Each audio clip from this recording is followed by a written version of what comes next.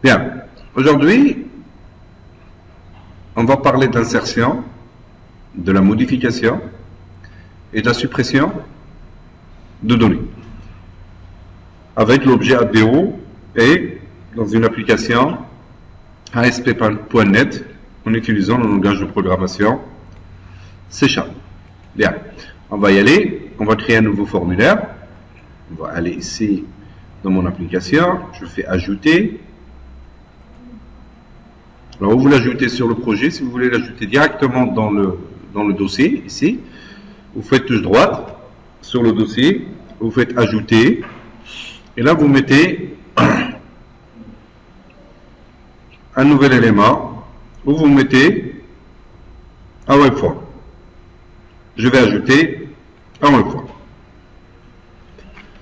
Je vais l'appeler FRM saisie client. Saisie client. Très bien. Il m'a créé une page web, une page ASPX vide. Ici, alors je peux voir ma page ici dans le design, elle est là. Je fais fractionner, là j'ai la moitié de la page en design et la moitié en code. Et ce que je vais faire, c'est que, regardez, je vais aller voir ma base de données. Je travaille sur une des bases de données qui s'appelle GCOM. Et je vais essayer d'insérer une ligne dans la table client. On y va.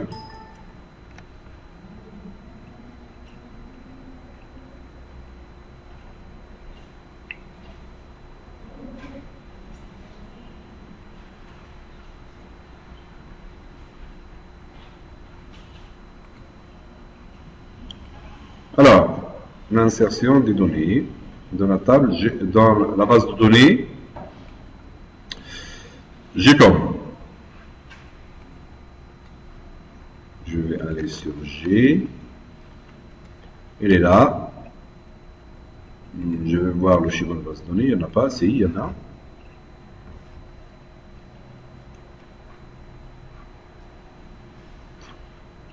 J'ai la table client.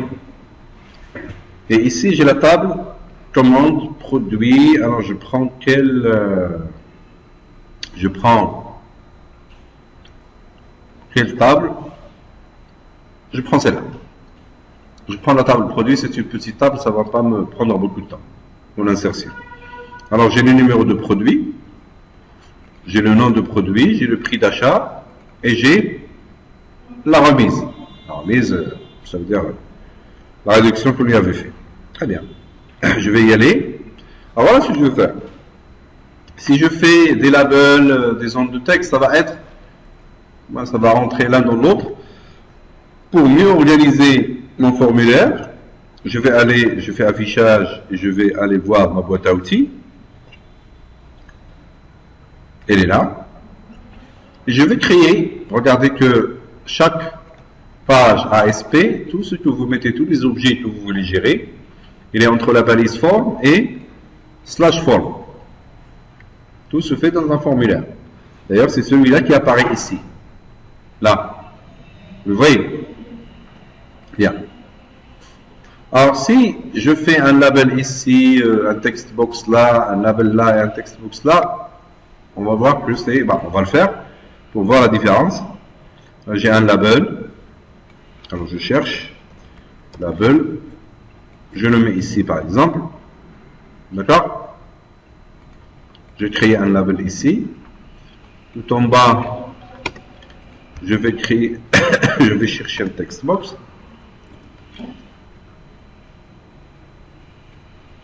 Je le mets là. Pour mes objets, ils apparaissent ici.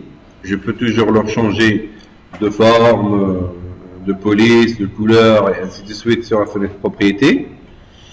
Mais avant ça, regardez, si je fais copier-coller des deux objets, là, et je les mets là, je me retrouve avec un label, un text box. Si je le mets de l'autre côté, ça va me déranger. Voilà ce que je vais faire. Je vais aller là, ici, je vais me mettre en en source, comme ça je serai tranquille. Je me mets là et je vais ajouter un tableau HTML. C'est un tableau client, c'est-à-dire qu'il est interprété que par le navigateur. Je fais affichage, je fais boîte à outils et je me mets là et je vais chercher le groupe HTML. Il est là. Il y a un groupe d'objets, regardez, un groupe d'objets ici, HTML. Et je prends table. Je la mets ici, regardez, hop. Il m'a créé un tableau HTML. Table, slash table, avec des TR et des TD, regardez. Si je me mets là avec fractionné, je clique, voilà mon tableau. Il est là. Alors moi, ce que je vais faire, c'est que je vais mettre un tableau sur deux colonnes. Je vais mettre le label ici et le text box là. Comme ça, je n'aurai pas ce problème d'alignement. Alors, je vais sélectionner ça, puisqu'il le fait tout seul, et je vais le supprimer. Il a déjà supprimé ça, ça ne pose pas de problème. Je suis tranquille. Alors, il m'a créé un tableau de deux. Tout ça, c'est transparent pour l'utilisateur, parce que c'est juste pour mon alignement. Je ne vais même pas lui mettre des traits. Alors, je prends le label et je le mets là. Je prends le text box. Regardez qu'il me suit au niveau du script. Je prends le text box et je le mets là. Il m'a mis un tableau comme ça. Je vais les arranger. Mon tableau, il est petit. Après, je vais le centrer, ainsi de suite. J'en fais ce que je veux de mon tableau. Finalement, qu'est-ce que je gagne? Regardez. Je vais arranger. Alors, celui-là, je vais les supprimer. Celui-là, je vais le supprimer. Et je vais arranger mon text box et mon label au niveau des couleurs, des contours, de la police d'écriture, de la couleur d'écriture et tout ça. Et je vais faire copier-coller rapidement pour que j'ai les mêmes objets avec la même apparence. J'y vais. Je vais aller sur propriété. Qu'est-ce que je peux faire avec? Alors, il y a le backcolor ici. Je peux lui donner une couleur d'arrière-plan. Je choisirai par exemple une couleur bleue. Je fais ce que je veux. Il y a le border color si vous voulez. Je lui donne une couleur bleu marine.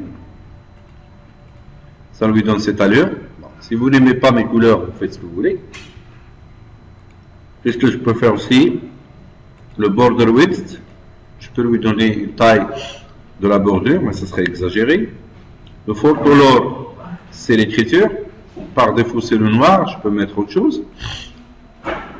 Ça me suffit. Ça me suffit. Je vais l'agrandir un peu. Voilà, ma zone de texte. Ici, mon label. Je peux le backcolor, je le laisse tranquille. Le border color, la même chose. Le border style. Non, c'est exagéré.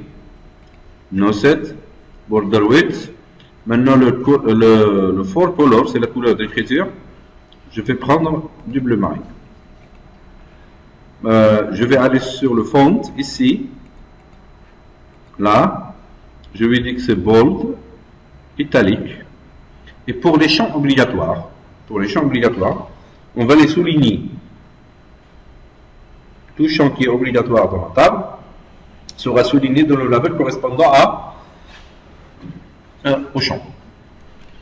Underline, je mets true. Alors j'ai mis bold, italique et underline et j'ai changé un peu la couleur. Bon, j'ai gagné un label et un text box. Je vais faire CTRL, je les sélectionne tous les deux et je fais CTRL C. Non. Je prends celui-là, je fais CTRL C, CTRL V. Alors que j'ai combien de. Oh, j'ai combien de. J'ai 1, 2, 3, 4. 4 champs. Je les prends. Le troisième, j'ai besoin d'un TR. Alors, je prends tout le TR, le dernier TR, je le prends de là à là. Vous voyez? Et je le mets là. Et ici, j'ai une troisième ligne. Je fais CTRL-C, CTRL-V, CTRL-V, CTRL-V. J'ai un petit formulaire qui ressemble à ça. Là, je n'ai pas de problème d'alignement. Le tableau met en mettant les objets là où il le faut. Bien, alors qu'est-ce que j'ai ici? J'ai NumP. Je prends celui-là, je vais le nommer, je vais aller sur la propriété ID. C'est TXT, CTRL-V, NumP. Maintenant, vous savez pourquoi je nomme mes objets comme ça, pour savoir chaque zone de texte, il correspond à quel objet. Ici, je l'appellerai LBL, CTRL-V, pour savoir la correspondance entre le label et le textbox. Et dans la propriété texte, ici, je mettrai numéro de produit. Voilà. Et je mets un espace de points. Et là, j'ai celui-là qui va marcher. Alors, je vais agrandir un peu. Je ne veux pas. Je vais agrandir tout le tableau. Il faut qu'il blanche. Voilà. Je me mets là. Et là, j'ai mon tableau qui marche. Bien. Ici, je vais prendre NumP rapidement. Maintenant, j'y vais. Et là, dans la fenêtre propriété, ça va être LBL, CTRL-V. Et dans la propriété texte, je fais nom du produit, avec deux points, un petit espace. Dans le text box, je le nommerai TXT nom P, V. Ici, le prix achat. Ici, c'est la propriété name. Je mets LBL, CTRL-V. Et ici, TXT, CTRL-V. Et ici, je fais, dans le texte, je fais prix d'achat. L'espace de points. Bien. Je suis en train de construire mon formulaire. Qu'est-ce qui reste? La remise. Alors j'y vais. Je fais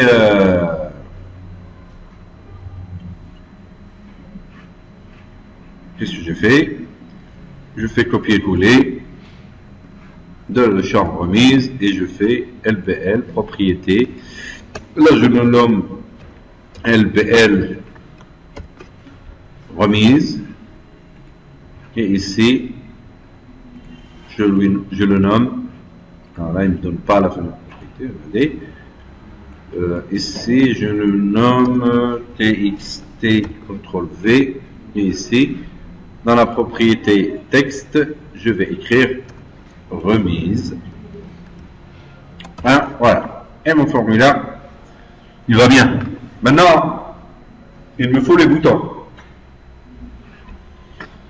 Alors, si je veux, j'ai plusieurs formulaires ici, j'ai plusieurs pages au niveau de mon j'enregistre, au niveau de mon dossier, pour lui dire, parce que lorsque je vais exécuter, il va aller sur un autre formulaire. Pour lui dire d'aller ici, je vais aller sur cette page-là, je vais faire touche droite, je fais définir comme page de démarrage. D'accord? Et là, donc, je vais exécuter, je vais cliquer ici, et je me retrouve avec la page qui s'affichera au niveau du navigateur. Je vais voir sa tête au niveau du navigateur parce qu'il peut changer de forme.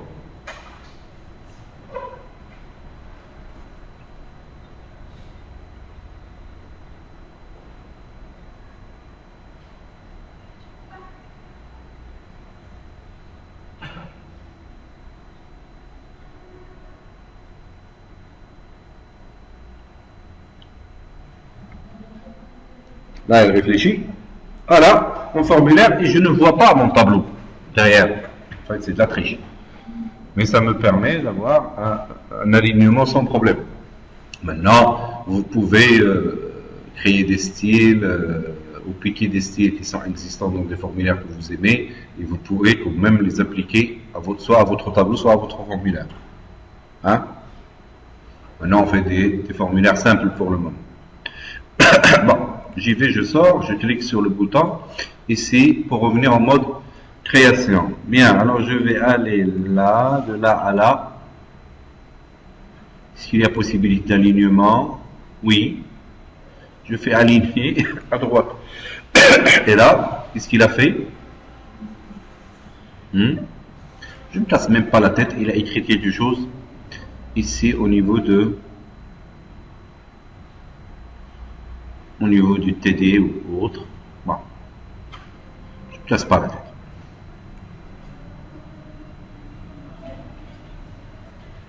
Rien. Bah, il a écrit quelque chose en HTML. Moi, je ne me casse pas la tête. J'ai un formulaire qui marche. C'est ça l'essentiel pour moi.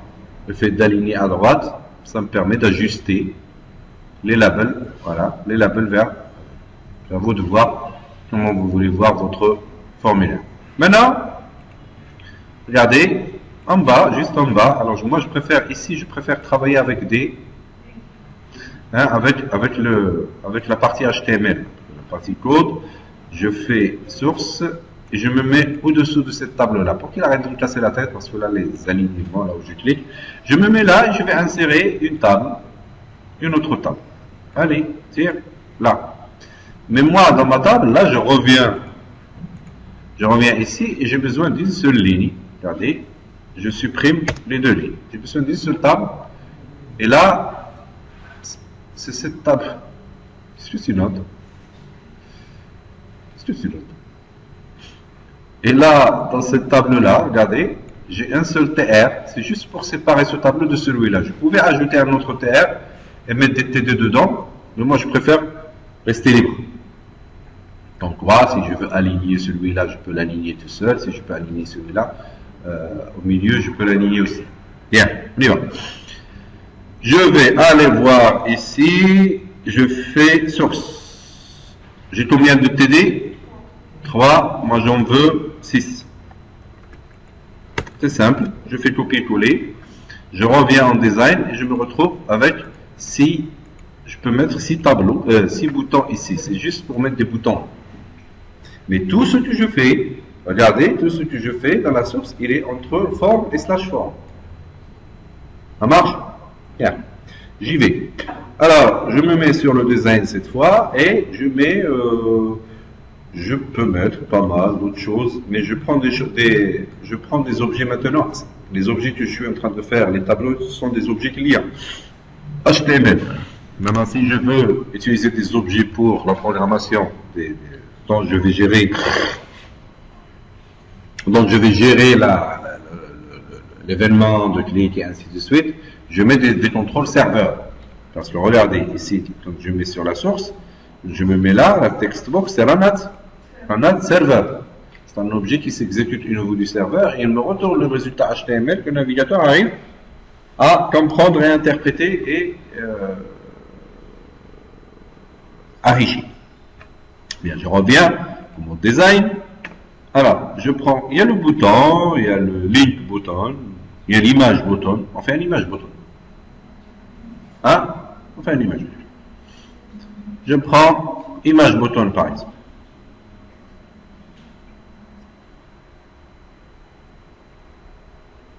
Bon. Il est bizarre. Je le prends. Bon, pour le moment, on ne va pas se casser la tête. On va prendre un bouton normal. Allez, on y va. Je prends un bouton normal, il est là. Je le mets là, regardez.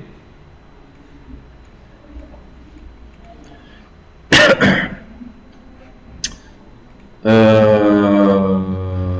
n'a pas de nom. Je fais copier-coller, CTRL-C, CTRL-V, il fait des bêtises, CTRL-C, CTRL-V, voilà. CTRL-V, voilà. CTRL-V, et voilà. CTRL-C, CTRL V, ici, CTRL V, et là, CTRL V. En fait, c'est ça mes boutons. Je vais essayer de voir, ils ont l'air de quoi. C'est des grands boutons. Bon, je le laisse tranquille pour le moment. Qu'est-ce que je trouve de mes boutons? Je vais les classer par catégorie ici, la fameuse propriété. Là, j'ai le back color, le border color, le border style, le border width. Je peux lui appliquer un CSS si je veux. Il y a quoi aussi?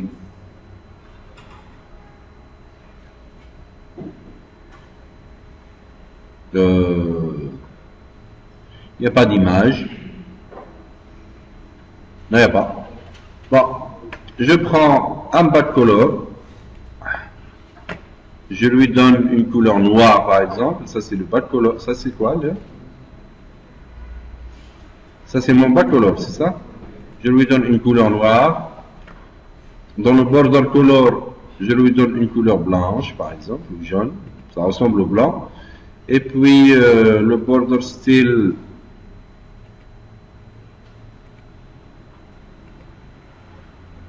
je le mets comme ça. Le font color, je vais mettre du blanc. Ça a l'air de ça. Bon. Je vais l'agrandir encore un peu. Voilà. C'est mon bouton. Alors, je change d'avis, je supprime cela et je mets un bouton que je trouve bien. CTRL C, allez, on y va. CTRL V. En tout cas, le design, c'est à vous de voir ce que vous allez faire avec. Je suis sûr que vous pouvez faire mieux que moi si vous êtes très averti au niveau des styles. Alors, j'enregistre et j'exécute. Je vais voir, ça aura l'air de quoi.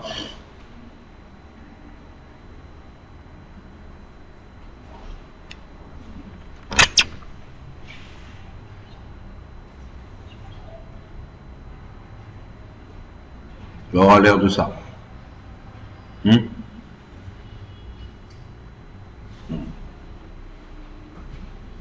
Pour le moment, je l'accepte tel qu'il est. Bien. Ce tableau, je peux toujours le rendre plus petit. Allez.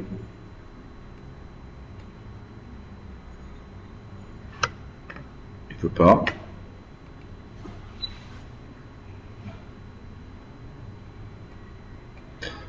Moi, je ne me casse pas la tête, je vais aller au HTML.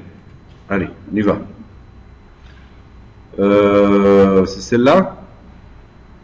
C'est celle-là mon tableau. Alors, celle-là, voilà, je sélectionne, j'arrive à attaquer mon tableau. Width, je ne mets pas 100%, je mets par exemple à 80%. Alors, vous devriez savoir comment on arrive à le width, c'est là. Le width d'un tableau, c'est la largeur du tableau. Voilà. Il est un peu... Bon, je vais le mettre encore plus petit. J'espère que je ne vais pas faire de bêtises. Allez, le tableau, où est-ce qu'il est? Je le mets à 70%. Ça ne va pas lui faire mal. Allez, 70%. Oh, il devient bizarre. Il devient bizarre. Hein? Faut pas exagérer. On le garde à 80%. 80% en général, ça nous laisse la marge. 80%, allez, très bien. Celui-là, il est à combien?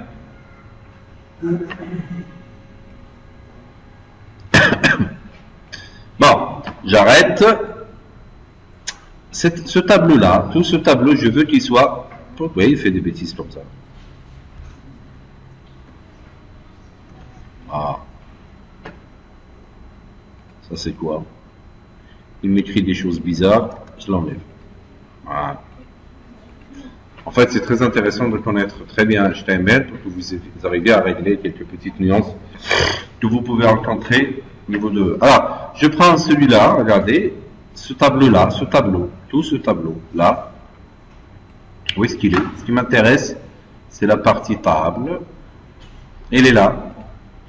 Bon, si je veux aligner une division en centre, qu'est-ce que je fais?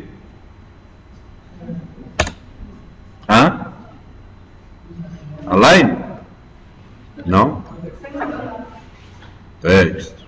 Je ne veux pas le texte. Hein? Je ne touche pas à ça, c'est très bien, comme tu as dit.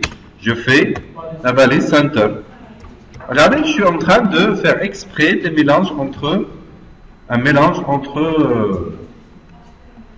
du HTML, bon, HTML habituel et là, regardez, CTRL V. Bon, je mets tout centré. Pourquoi je me casse la tête? Je mets tout centré, comme ça il va prendre les marges. Les deux tableaux, je les ai mis centrés. Bon, je vois toujours ce qui se passe dans mon navigateur. Et moi, je vous conseille de tester ça dans 2 ou 3 navigateurs les plus connus.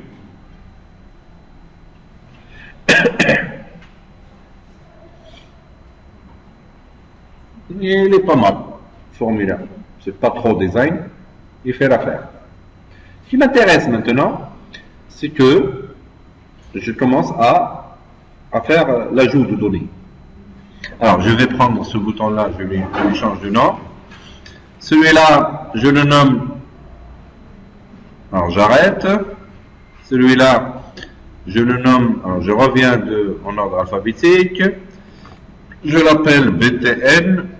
Ajouter. Voilà. Et ici, je vais lui dire ajout. Bon. Je vais faire, regardez, je vais faire BTN nouveau. Voilà. Et ici, je vais écrire nouveau. Voilà. Celui-là, il me servira pour l'ajout. BTN ajouter. Et ici, je vais faire ajouter. Très bien. Alors celui-là, il me servira pour vider le formulaire. D'accord?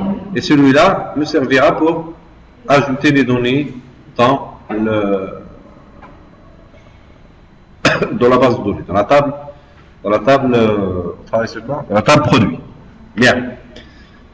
J'y vais, alors si je veux travailler correctement, je vais faire un peu d'orientation. Je vais créer une classe produit. Alors, je vais aller ici. Alors, je vais ici regarder, je vais faire ajouter. Et là, je fais un nouveau dossier. Et je l'appellerai classe. D'accord? Je laisse ma petite classe ADO si vous avez suivi les anciens cours. Je fais ici, dans ce dossier-là, c'est juste pour une meilleure organisation de mon code. Et de mes formulaires, de mes classes et ainsi de suite. Alors, je fais touche droite, ajouter, et je fais ajouter, et je fais une nouvelle classe. Voilà, classe. Et je vais l'appeler CLS, classe ça veut dire, CLS produit. Ça marche. Je laisse l'extension .cs. Ça, vous avez l'habitude si vous avez fait de la programmation. Alors, qu'est-ce que je vais faire? Je vais voir mon schéma de base de données et je fais touche droite, vue de table standard. Là, il me donne le type de données. Alors, celui-là, c'est une UP. Moi, je prends exactement la même chose de la table, comme ça, je ne me casse pas la tête. Une UP.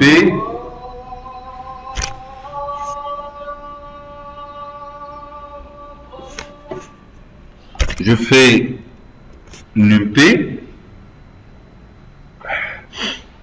je fais NumP,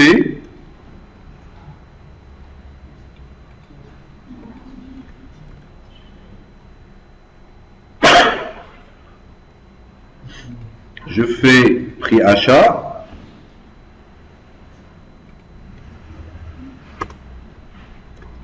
et je fais remise. Alors, j'ai deux strings et deux réels.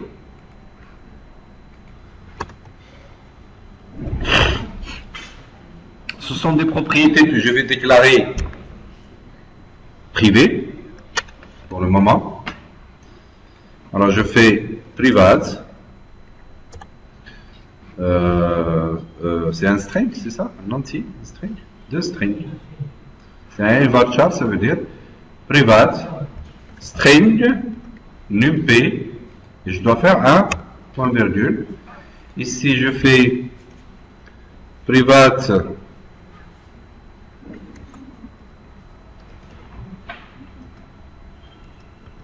numpy, private string numpy, je fais un point virgule et je fais private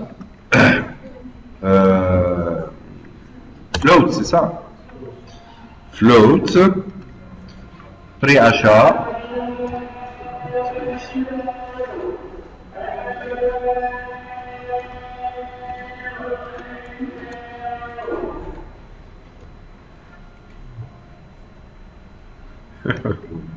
alors je prends ça, c'est mes attributs qui sont privés. Alors j'ai besoin de deux choses. Premièrement, je ne peux ajouter un produit que si son numéro n'existe pas. D'accord?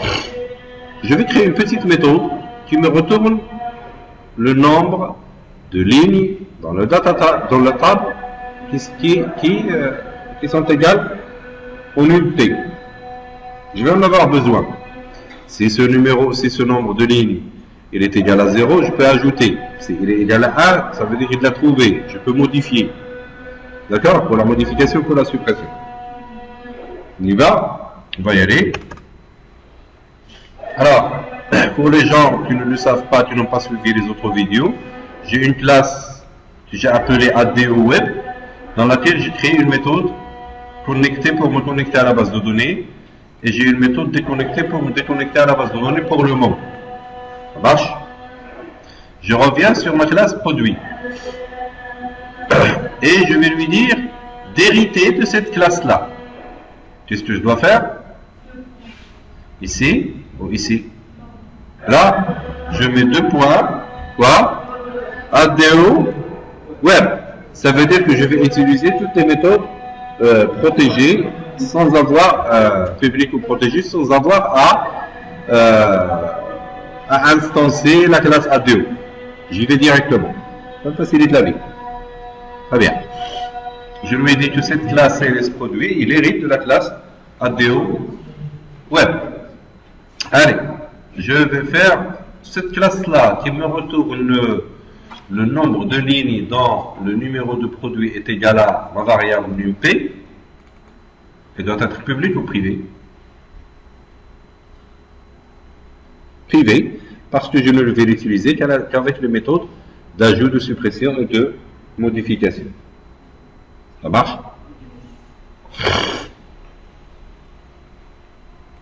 On y va. Je fais private, quoi? Qui me retourne le nombre de lignes. C'est une fonction qui retourne un entier, int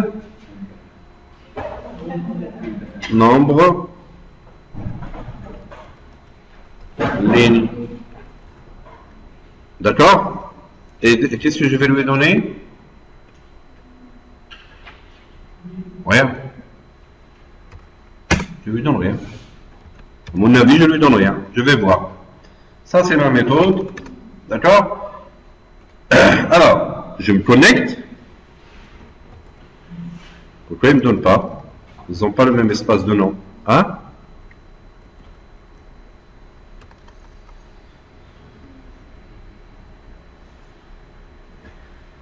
Ils ne me donnent pas. Pourquoi? C'est pas le même espace de nom. C'est un point classe. Hein? Et ici, dans la classe, il est en dehors. Ils n'ont pas le même espace de nom. Oui. Je vais lui dire TPASP, je crois, quelque chose comme ça. Où est-ce qu'il est? Comment vous faites pour ça? Voilà, il est là. Il arrive à la voir maintenant. c'est pas le même namespace, parce que celle-là, elle est à l'extérieur et la classe, elle est dans le dossier. Si je vais aller sur CLS produit, je trouve qu'il est tpasp.class. L'autre, c'est où est-ce qu'il est? L'autre, c'est tpasp directement. Il faut la référencer par le namespace. C'est bon.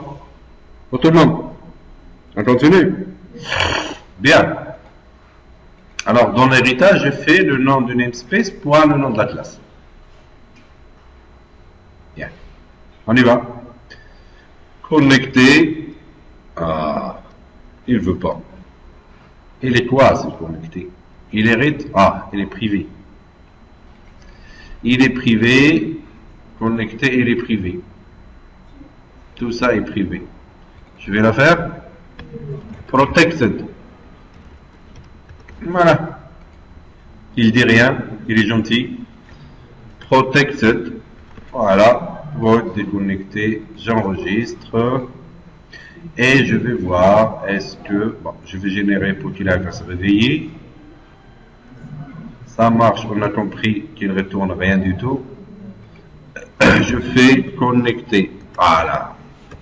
Déconnecter. Hein? Les parenthèses. D'accord. Et le point virgule. Tout le monde est content? Déconnecter. Chose qu'on ne trouve pas dans VB. VB, il te fait les virgules, il te fait les parenthèses, tout ça. Bon, on y va, on est obligé de faire du séchage. Je me suis connecté, qu'est-ce que je dois faire? Je voudrais aussi utiliser, regardez, je vais aller ici, je voudrais aussi utiliser tout ça. Hein? Je fais protect. Ça ne change rien au niveau de la visibilité externe, puisque je vais l'utiliser que dans les...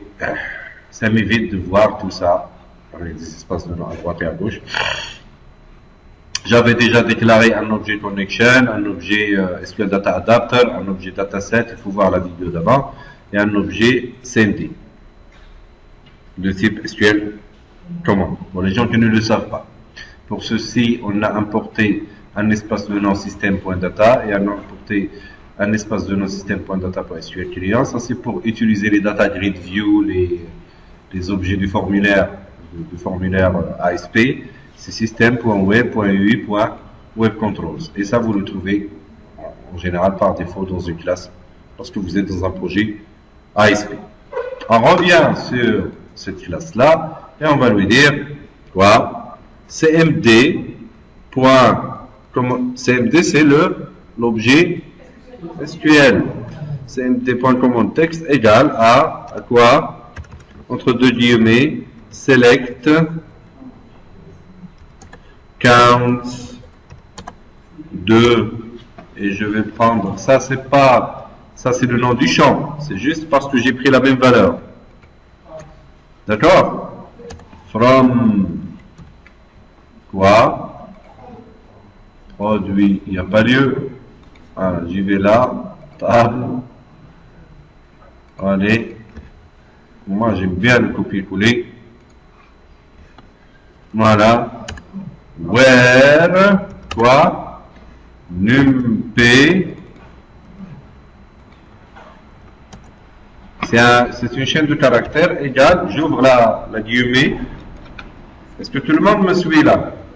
Select étoile, select count de NumP from produit, where NumP est égal à la valeur que je cherche. Oui. Oui, from. Ah bien. Where NumP est égal à quoi? C'est une chaîne de caractères, est égal à, et là, je mets l'apostrophe, je ferme, et je fais la concaténation. Plus, quoi? Le nom de l'attribut, celui-là.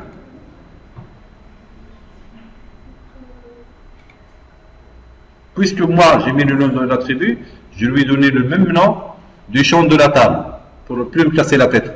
Allez voir comment il est ici ailleurs. Plus, qu'est-ce que je dois concaténer ici? Double quote, un apostrophe et celui-là. Alors celui-là il sert à quoi? C'est pour mettre ça et ça c'est pour mettre la valeur dans entre deux codes, puisque le type du champ dans la table, c'est un varchar, ça veut dire que c'est un string qui doit être entre deux dieux. Mais ça, c'est pour respecter la syntaxe SQL. J'y vais. Qu'est-ce que je veux faire? Point virgule, d'accord, point virgule. Il est là pour virgule. Qu'est-ce que je fais aussi? Elle doit me retourner cette valeur.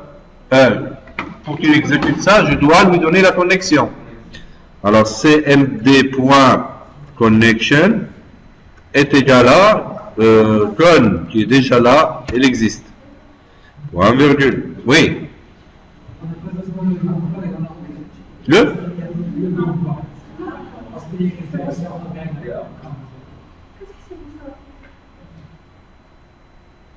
Qui vous a appris ça? Je veux le nombre des étudiants, le nombre de produits. Je fais count de NumPy. Il me donne le nombre total. Maintenant, si je veux par catégorie, là, je fais le regroupement par catégorie. Ça marche? C'est clair? Continue. Alors, qu'est-ce que je fais? Je dois retourner ceci. Bon. Alors je vais être gentil, je vais déclarer une petite variable. Int compte par exemple cpt. Et là, je vais lui dire cpt reçoit quoi? cmd. Quand la requête retourne un chiffre, une valeur unique, point, on fait quoi? Point execute scalar. Quand il retourne une seule valeur. C'est pas toujours un chiffre. Ça peut être une chaîne de caractères, une date ou autre. Mais quand il retourne une seule valeur, je fais point execute.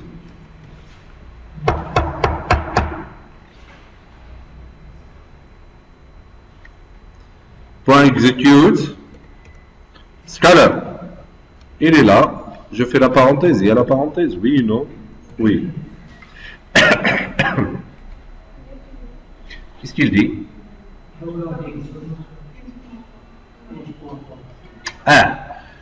Comme le execute scalar, il ne sait pas ce qu'il va retourner à cet instant-là. Il peut retourner une chaîne de caractères, il peut retourner une date et autres. Il faut la parser. Il faut la parser. Alors, je fais entre parenthèses, la façon la plus simple pour parser, c'est ça. Je mets entre parenthèses int et je ferme. C'est ça? Et le transforme en entier. En général, je convertis au même type de la déclaration de variable. Et qu'est-ce que je fais? Ici, je fais return cpt et là, j'ai retourné le nombre de lignes correspondant au numéro de produit que je veux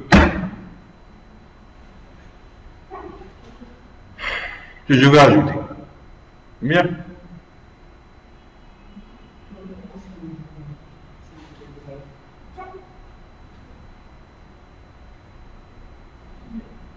Oui. Notre collègue a dit qu'il faut l'initialiser à 0. Comme ça, s'il ne trouve rien, bon, de toute façon, il va être rempli. Mais bon, on va y aller. Qu'est-ce que je lui ai dit? Tu me retournes le nombre de lignes correspondant au numéro de produit. Qu'est-ce que je vais faire? Je vais créer un petit constructeur. Comment on crée un constructeur? Hein? On y va. Dites-moi. Public.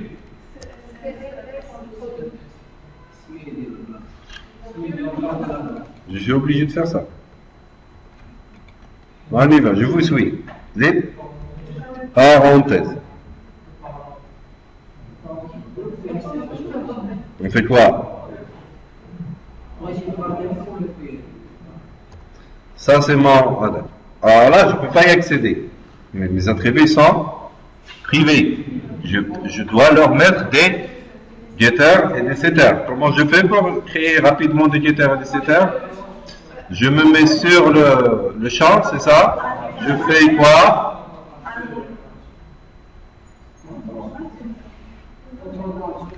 Contrôle Alt. Hein? Je fais Alt. RE. Vous voyez, qu'est-ce qu'il me dit?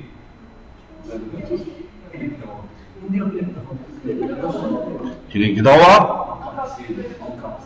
Hein? Où est-ce qu'il est? Ça. Et je fais encapsuler. Je fais touche droite, refactoriser, encapsuler le champ. Non. Ou je fais le raccourci de CTRL RE. Bon, pour celui-là, je vais le faire avec touche droite. Il me dit, qu'est-ce que tu veux faire? Tu veux faire un MP1, le nom de la propriété. Si je lui dis comme ça, qu'est-ce qu'il va faire? Il ne va pas m'accepter. Qu'est-ce que je fais? Je fais un numéro pour m'amuser.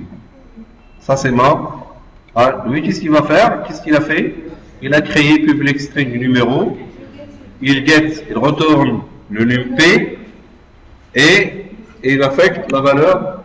Et là, c'est un accesseur public et je peux le remplir. C'est ça? J'y vais. Le deuxième, celui-là. Je vais faire, vous avez dit, non? CTRL RE en même temps. Je fais non. Il m'a créé un accesseur non. C'est ça? Celui-là, moi je préfère le CTRL RE, non? Il fait plus rapidement. Je fais prix comme ça. Et remise, je fais CTRL RE. Et je fais remise P. Bon, je ne suis pas dans une vraie logique, mais bon. J'ai construit mes getters et mes setters. Tiens. Qu'est-ce que je fais maintenant?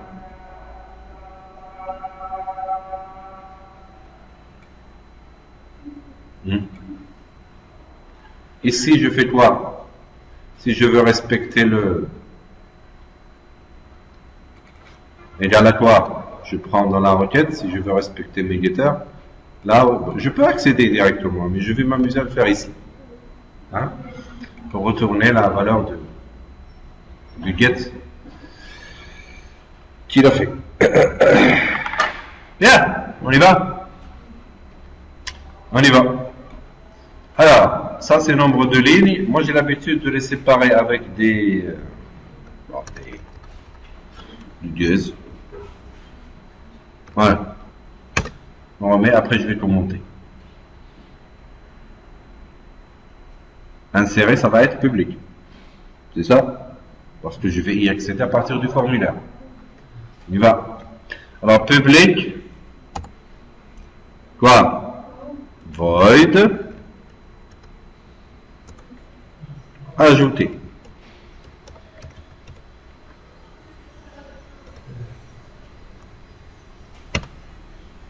J'ouvre le lien et je la ferme.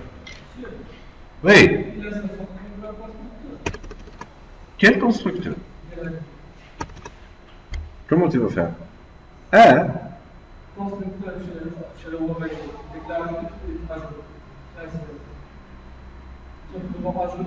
tu l'insères où?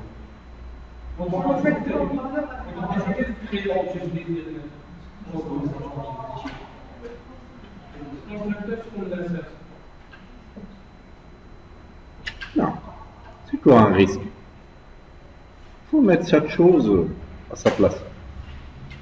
Non, tu ne rentres pas dans des choses que tu ne peux pas. Attends, suis-moi. Alors, je fais CMD. Point quoi? Premièrement, je vais lui dire if quoi?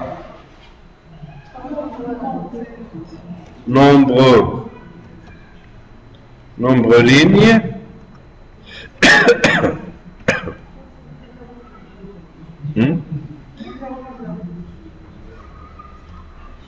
Premièrement, qu'est-ce que je fais? Le nombre de lignes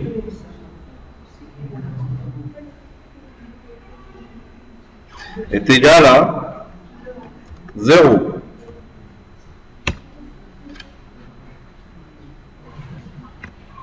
J'ouvre la guillemets, j'ouvre la collade, et je la ferme. Qu'est-ce que je lui dis?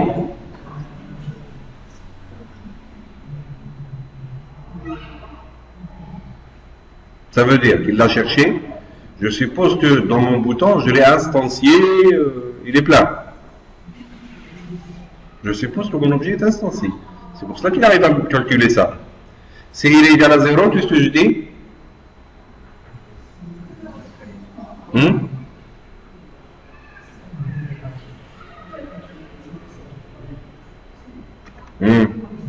Je commence.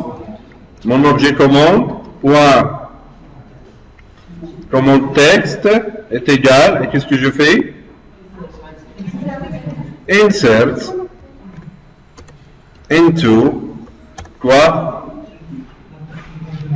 Je prends les champs NumP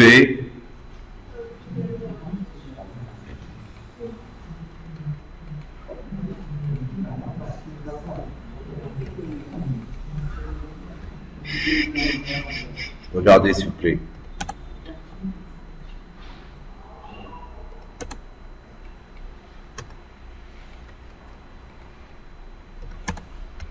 Nom P, prix achat, faites bien attention à ce que je vais faire. Remise.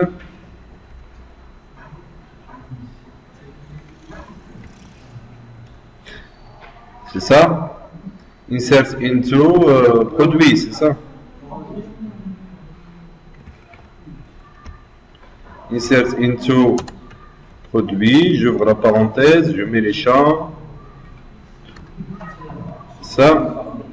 Voilà. Et je ferme. Et je fais values. J'ouvre les parenthèses. Qu'est-ce que je fais? Je vais faire un CTRL-C. Le premier, c'est une apostrophe. Je concatène. Et cette fois, c'est pas les champs, c'est les variables. C'est les attributs. Je le concatène avec un plus. Vous me suivez? Là, qu'est-ce que je fais? L'apostrophe. Je ferme les guillemets. Est-ce que vous avez compris ce que j'ai fait ça? Ce que j'ai fait ici. C'est bon? Après, je concatène le nom P aussi, je mets une apostrophe. Je concatène. Mais ici, qu'est-ce que je fais? Je concatène avec toi, avec quoi? Avec ça. Le prix d'achat, c'est un float. Il n'y a pas d'apostrophe avant. Ça veut dire que je ferme en guillemets. Ça marche? Je fais plus. Je fais plus. J'ai fait des bêtises. Là. Là. Qu'est-ce que je fais? Plus. C'est tout. Ah, il faut fermer là. La parenthèse, je fais plus. Et je fais la parenthèse entre deux guillemets. Et je fais quand même un point virgule. On s'échappe. Est-ce que tout le monde a compris cette requête? J'imagine, il faut que lorsque vous construisez votre... Vous voyez l'intérêt d'avoir les mêmes noms des attributs? Ça, c'est l'attribut de la classe. Et ça, c'est le champ de la table. Quand je leur donne le même nom, j'arrive à faire du copier-coller rapidement.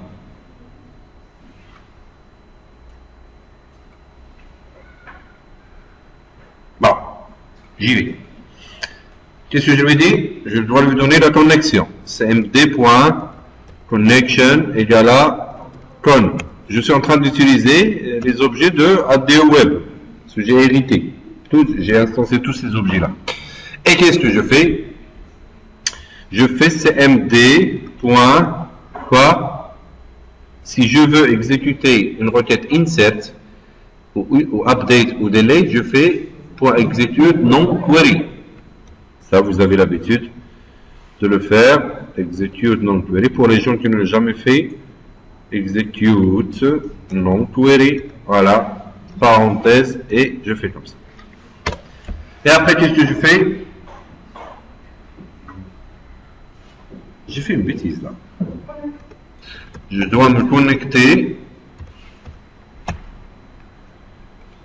et je dois me déconnecter.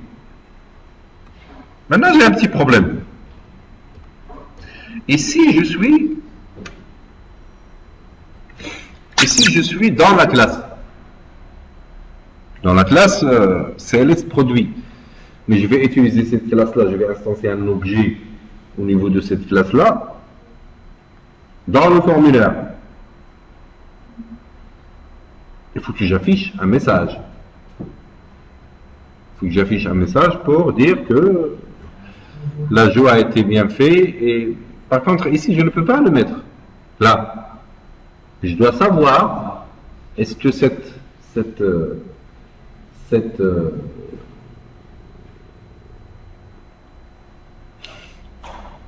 requête, ça c'est bien, cette insertion s'est bien passée. Là, je suis dans la classe. Je ne suis pas derrière le formulaire. Qu'est-ce que je dois faire? Ou je ferme les yeux et je l'appelle et j'affiche. Très bien. Cette méthode-là, je la mets en tant que fonction qui retourne une valeur, par exemple un booléen. Alors public, booléen c'est bool, c'est ça. Voilà. Ça. Alors.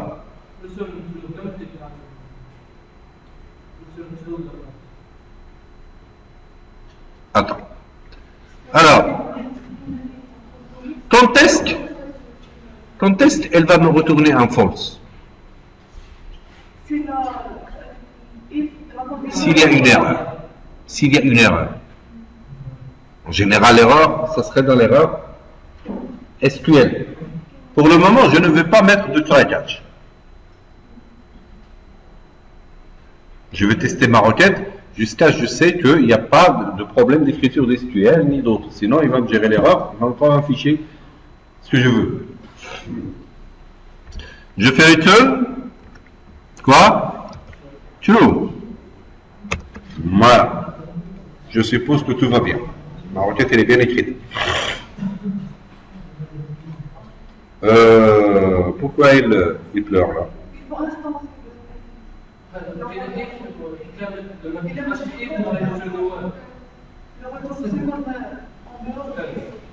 Else return false. Je ferme les yeux. Ça marche?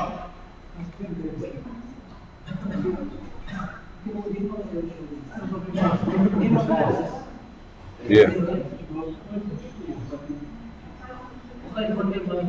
Qu'est-ce qu'il fait celle-là ici? S'il tombe sur return, il passe directement ici. Tu paries? On va voir. Peut-être que tu as raison. Votre collègue, il dit la chose suivante. Il me dit, tu es obligé de mettre else. On va voir s'il le fait ou ne le fait pas. Alors, je vais aller sur celui-là. Qu'est-ce que je dois faire? Dans le bouton ajouter, maintenant c'est plus simple. J'instancie, je remplis avec les getters et j'appelle la méthode. On y va. CLS produit. Pourquoi il ne me donne pas ça? Il est public ou il est comment? C'est une classe publique. Non? Ah? Ah. C'est quel namespace? C'est là. Normalement, il y a une autre solution. Je ne me rappelle plus. Attendez. Je me mets là, ajouter, et je fais, je crois, namespace. quelque chose, namespace ça. Je crois. Et je n'ai plus à...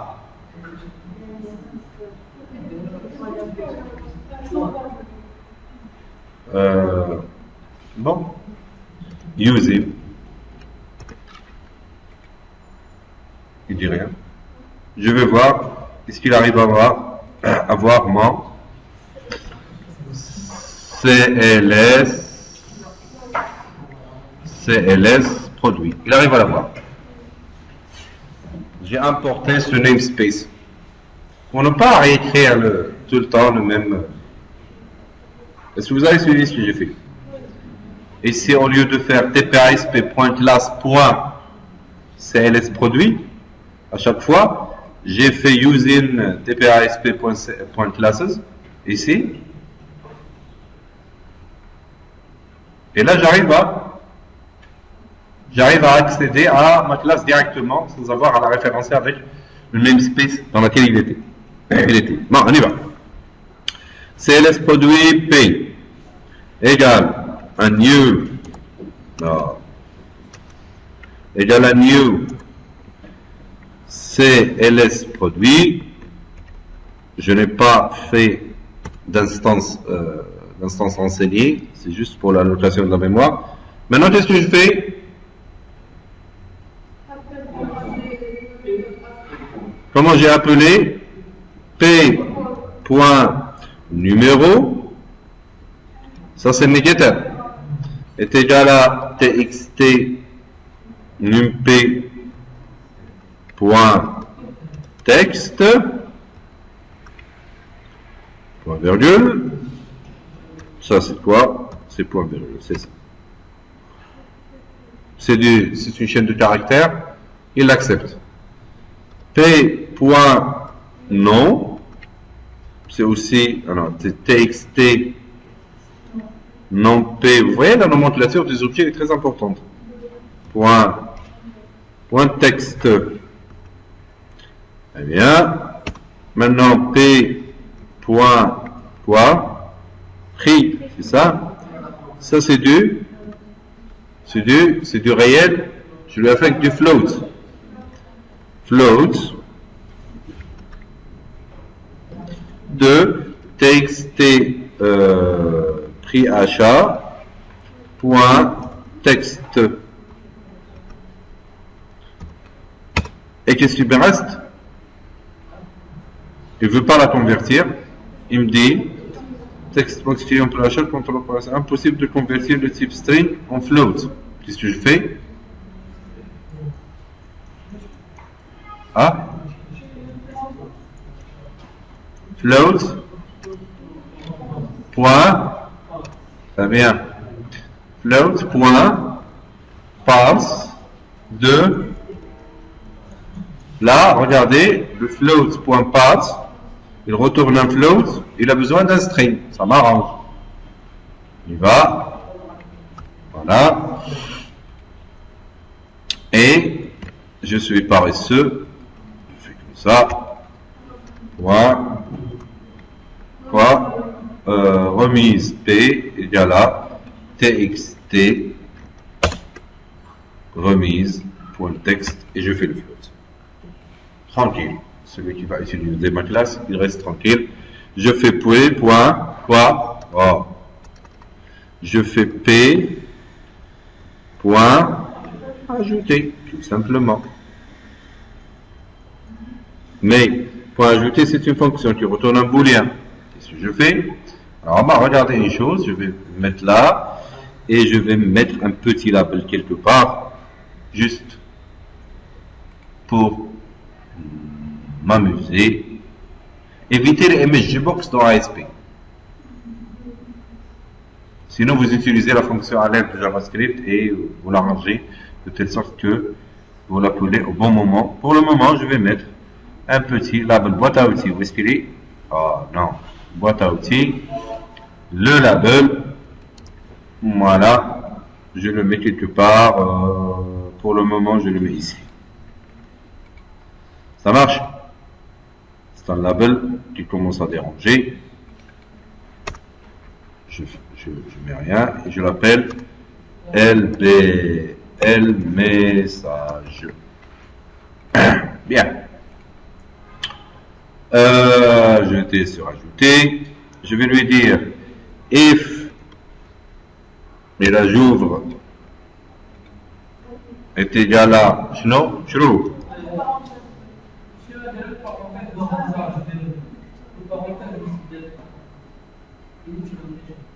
hein?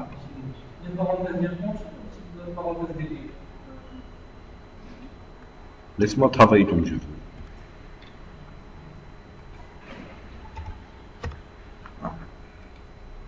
Est égal à 0. Bien, j'y vais.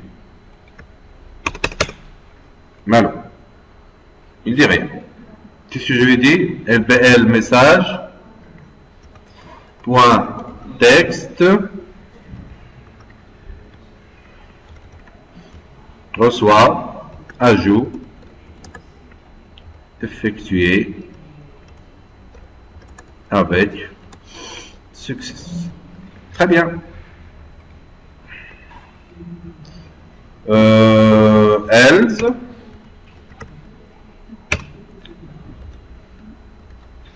Je me casse même pas la tête. Je prends ça, je mets un point virgule et je le mets là, point virgule, et je fais erreur d'ajout.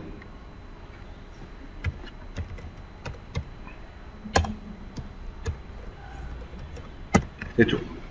On y va. Je vais tester ma base de données, je vais voir qu'est-ce qu'il y a dans ma table produit. Je vais l'ouvrir.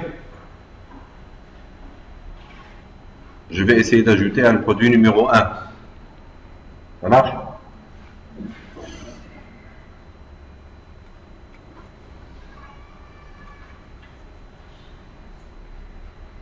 Bonjour. Qu'est-ce qu'il a?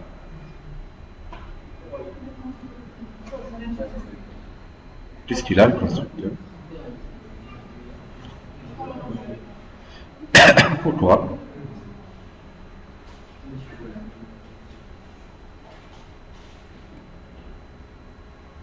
Pourquoi il faut que je l'enlève?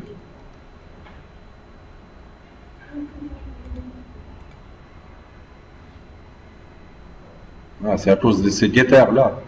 Il se fait automatiquement. Ah, d'accord. On y va.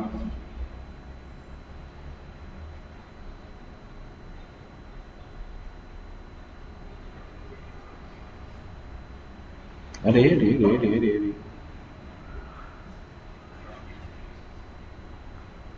Je fais le numéro 1, numéro de produit table, nom de produit table, prix d'achat il est à 2000, remise il est à 100. Et je fais ajouter. Et il m'a dit erreur d'ajout. Allez, pourquoi? C'est parce que, voilà, si je mets si je mets 11 par exemple, il va m'ajouter ajout effectué avec succès. Là, il me confirme. Je peux toujours changer la couleur du label, soit verte, je peux le faire. Voilà, si je revois ma table, ici la table produit, il m'a rajouté voilà. Vous voyez qu'il n'y a pas beaucoup de différence entre l'ajout, la modification et la suppression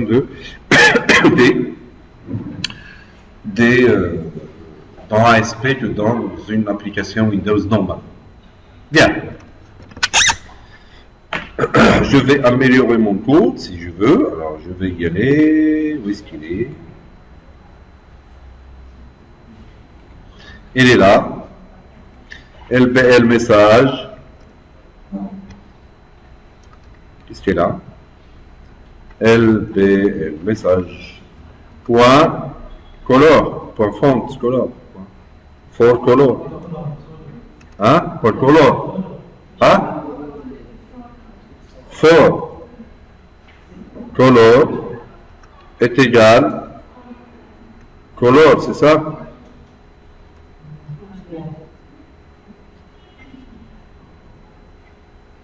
Et là, toi, red. Non, effectuer. Green. Non, il n'y a pas. Color. Il n'y a pas color. Il y a qu'un seul color. Point. Il n'y a qu'un seul color. Si vous n'aimez pas trouver autre chose. Point. Point green. Green. Vert, ça veut dire tout va bien.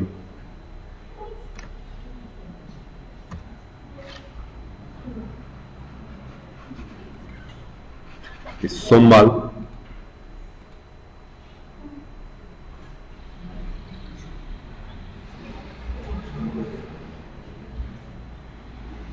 Ah, système.drawing.color. Je crois qu'il faut aller l'importer ici. Pas ici, ici. Using système.drawing. Voilà. Il est gentil. Voilà. Là, je crois qu'il va me faire color. Voilà, point gris. Il est gentil. Là. Il fallait importer l'espace de notre système. Celui-là. Système.drawing. Ça nous a donné une idée sur le couleur. Hein? Je me mets là. Dans le cas du else. Allez. Point red. Vous êtes fort en couleur.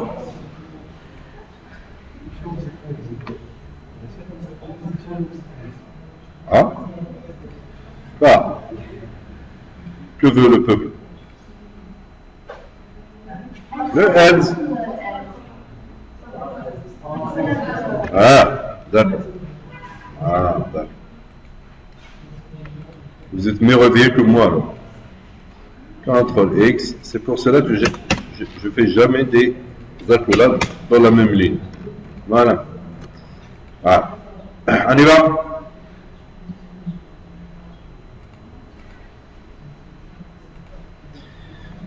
Je mets du 11 comme tout à l'heure. Je mets n'importe quoi. Je mets un chiffre et je mets un autre chiffre ici. Et je clique sur ajouter. Là, il me dit erreur d'ajout en vert.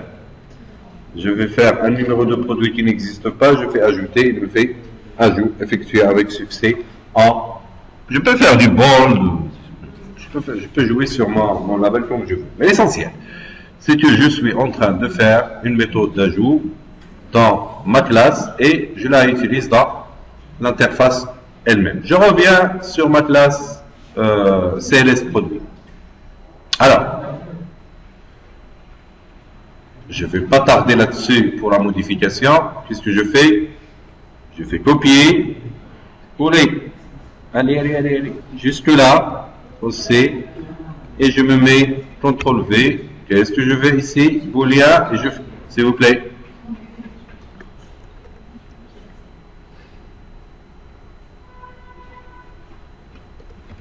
Je fais modifier. Je lui dis si il est égal à 1.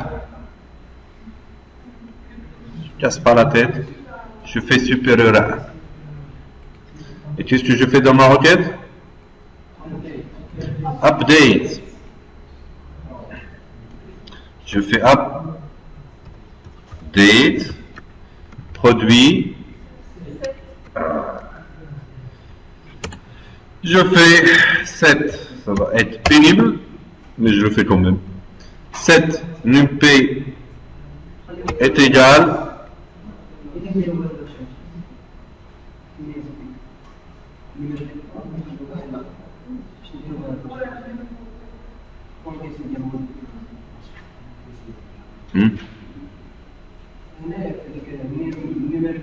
Je suppose qu'on ne modifie pas le numéro. On va faire simple, mais dans la réalité, on peut le modifier. Pour le moment, on fait simple. Allez, NumP, votre collègue m'a dit qu'on ne change pas de numéro pour le moment. Allez. 7 NumP est égal. Et là, celui-là, hop, plus, allez, il ne faut pas que je fasse des bêtises, virgule,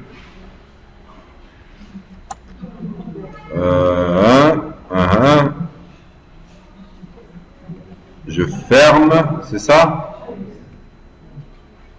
Non, c'est pas ici. Je fais là, égal, c'est ça? Oh, c'est pénible.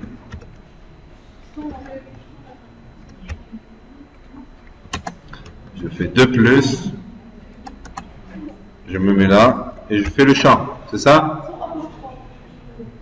Prix d'achat, il n'y a pas d'apostrophe, c'est un entier. C'est beaucoup mieux comme ça. Et je fais, je ferme, remise est égal à, et j'enlève tout ça, est égal à quoi? Égal à elle-même. Je concatène 2 fois, je mets 2 espaces, je me mets au milieu, là, et je me mets là. Et j'enlève celle-là. C'est ça. J'ouvre, je fais un well, quoi?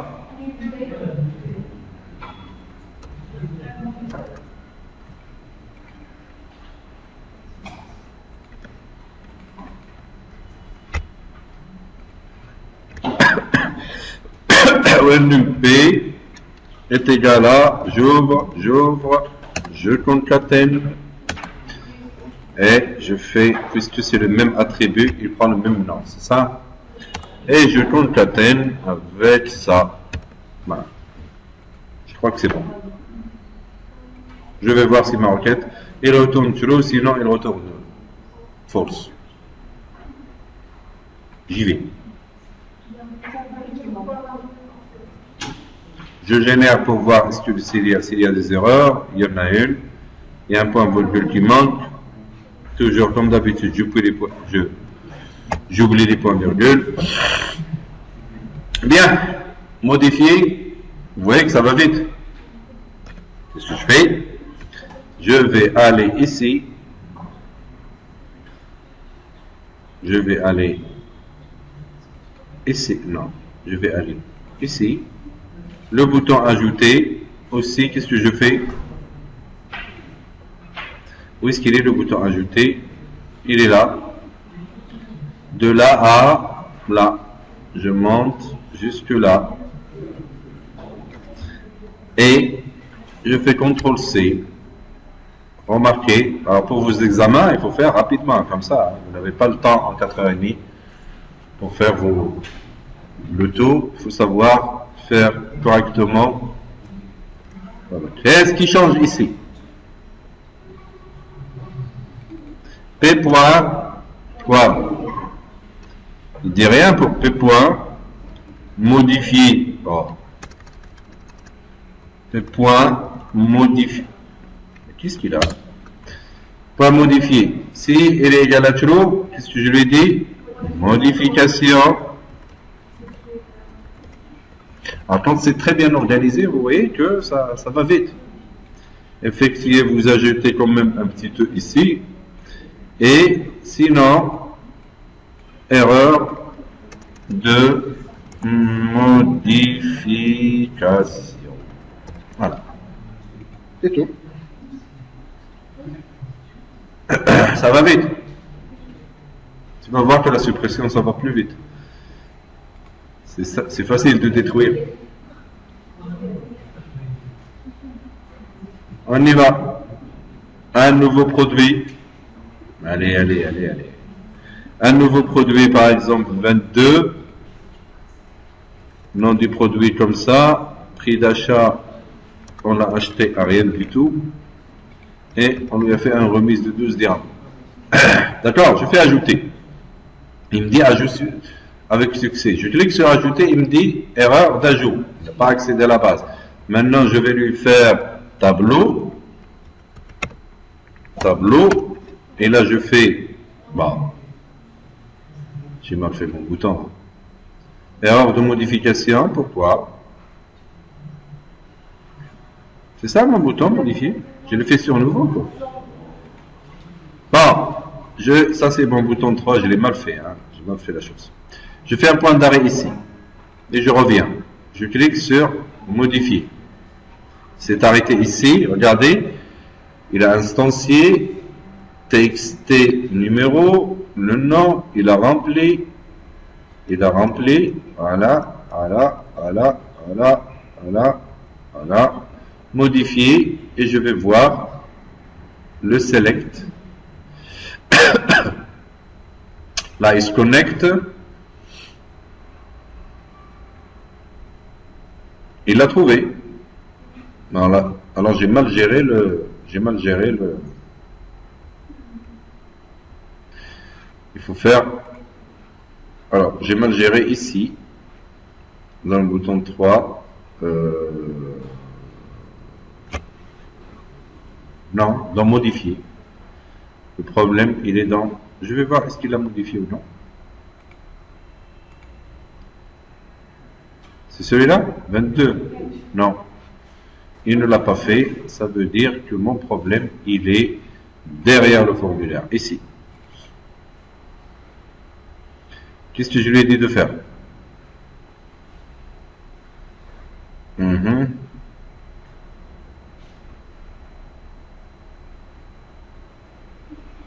P. Modifier. Je vais y aller. Je fais atteindre la définition.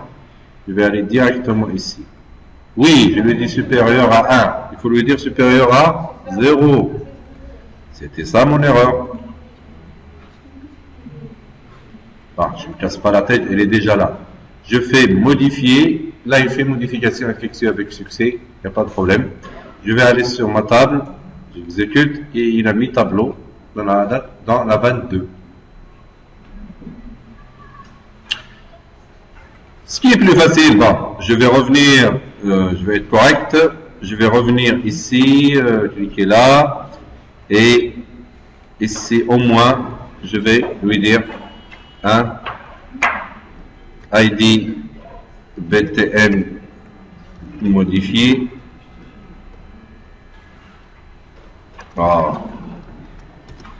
BTN modifié.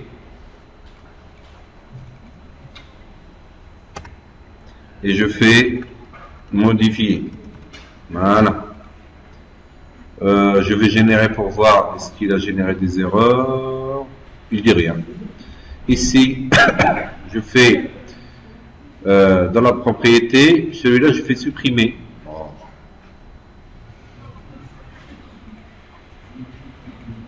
Bouton, propriété, BTN supprimer, et ici je vais mettre supprimer. Alors, ce que j'ai écrit ici au niveau de modifier, ça va beaucoup me servir au niveau de. Je clique ici pour savoir où est-ce que j'en suis, et je suis là. Alors je prends de là à là. Regardez, la suppression, ça va aussi vite.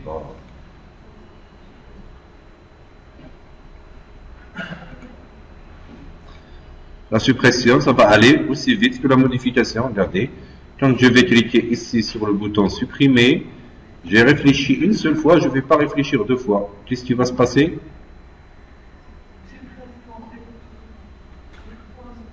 Ça c'est quoi?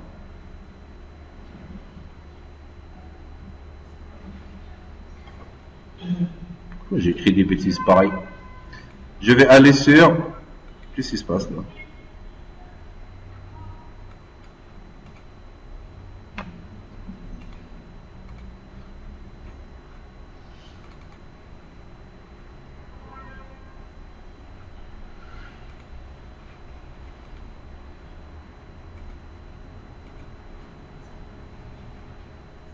Il y avait quoi ici? Il y avait au contenu, c'est ça?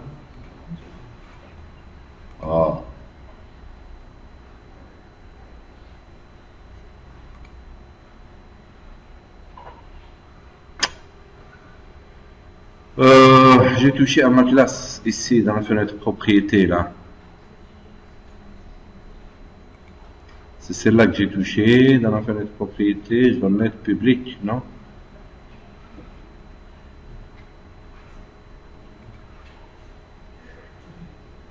Je ne me rappelle plus. Je prends une autre classe. CLS produit, par exemple. Là, dans la fenêtre propriété, il y avait du contenu. Qu'est-ce qui se passe?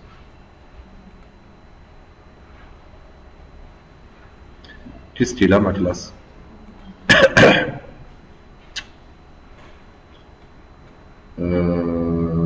Qu'est-ce qui est là, ma classe? Public. J'ai touché ici, j'ai touché à quelque chose, là où il ne fallait pas. Bon. Générer. N'existe pas dans le nombre d'espace. Bon, ce que je vais faire rapidement, je vais aller ici, je vais faire ajouter pour voir comment il se comporte une classe. Je l'appelle classe 1, je la déclare publique. Voilà. Je vais aller sur la fenêtre propriété là.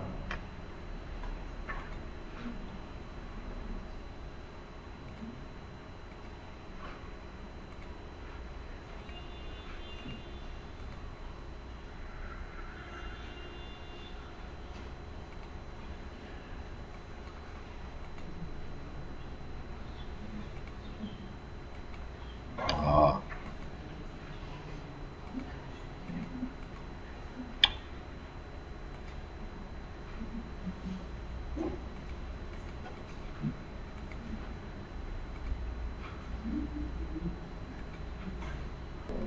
Alors vous allez voir que la suppression ici, ça va être plus facile.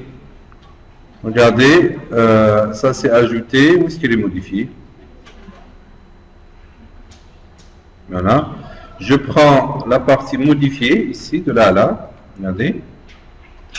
De là à là.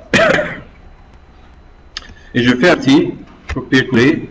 Ce que je fais ici, je fais delete. Delete. From produit. J'enlève tout ça.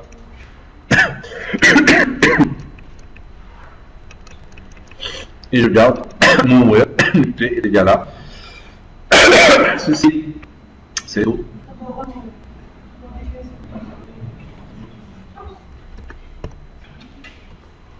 Je fais supprimer ici dans le nom de la méthode. Vous pouvez me tirer la tête.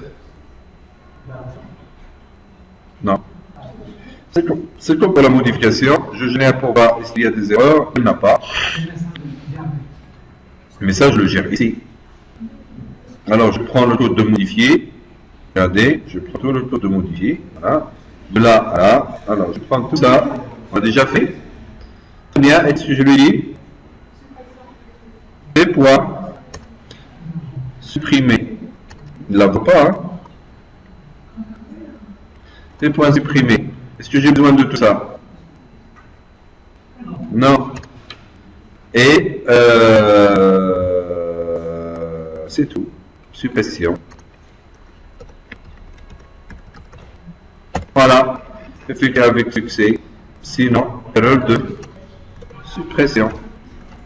Vous voyez que je peux faire insertion et puis je m'inspire à partir de l'insertion pour faire la modification et je m'inspire à partir de la modification pour je vais voir est-ce que la suppression elle marche. Mais si la suppression normalement on ne la fait pas dans la formulaire. Voilà. Alors qu'est-ce que j'ai ici? J'ai 1, je vais enlever la table. 1. Je fais 1 par exemple ici, 1 et je vais supprimer. Il exécute non correct. Il a fait un petit problème de delete, conflit de contrainte.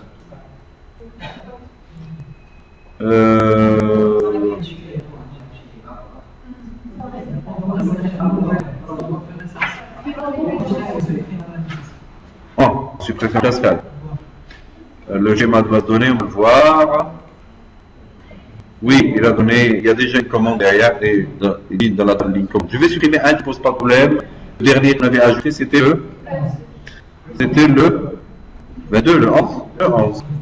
On y va pour le 11. Ah, c'est kiff. Pas très grave. Je reviens ici et je lui dis 11. Supprimer. Là, il me dit suppression effectuée avec succès. Je fais supprimer, il me dit erreur de suppression. Par contre, l'erreur qu'il m'a repris tout à l'heure, normalement, je vais la gérer. Mais ça, c'est pas notre objectif pour aujourd'hui. Alors, qu'est-ce qu'on avait fait pour faire la synthèse? On avait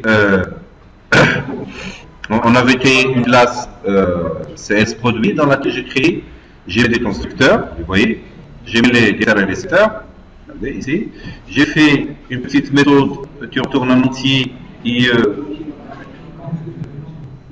quand le nombre de lignes du numéro de produit qui est donné en paramètre, très bien. J'ai réutilisé ça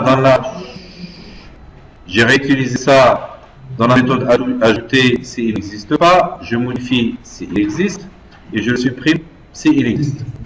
D'accord? Et tout ça, j'ai joué un peu avec les reculs de insert, delete et update. Voilà. Je vous remercie.